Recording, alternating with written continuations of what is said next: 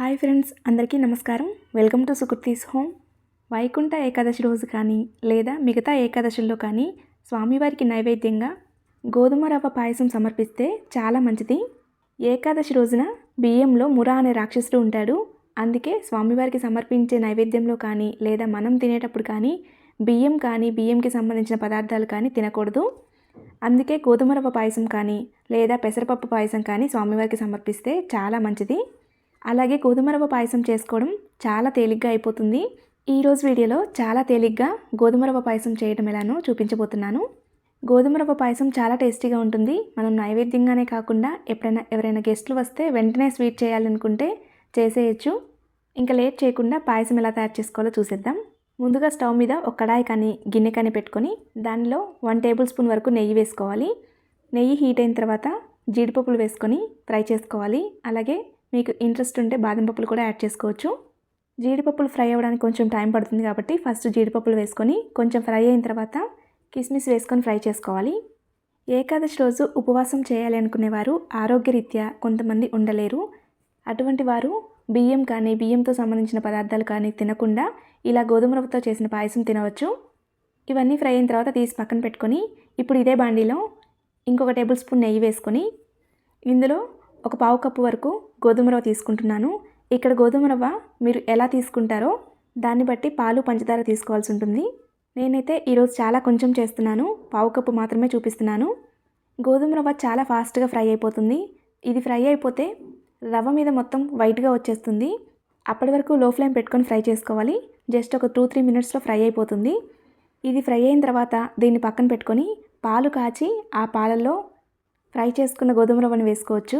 లేదంటే ఇలా గోధుమ రవ్వ ఫ్రై అయిన తర్వాత ఇందులో కాచిన పాలను వేసుకోవాలి. పాలు చాలా వేడిగా ఉండాలి. అలాగే గోధుమ రవ్వ ఎంత తీసుకుంటామో దానికి 3 టైమ్స్ పాలు పోసుకోవాలి.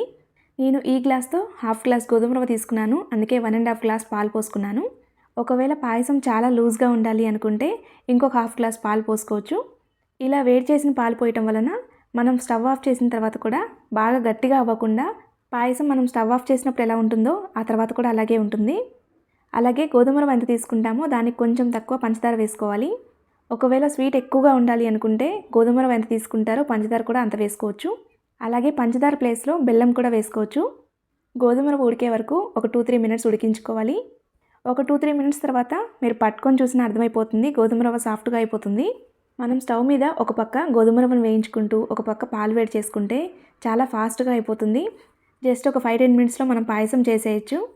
బెల్లం వేసుకుంటే హెల్త్కి కూడా చాలా మంచిది. కాకపోతే పాయసం అంటే బెల్లం కన్నా పంచదార చాలా టేస్టీగా ఉంటుంది.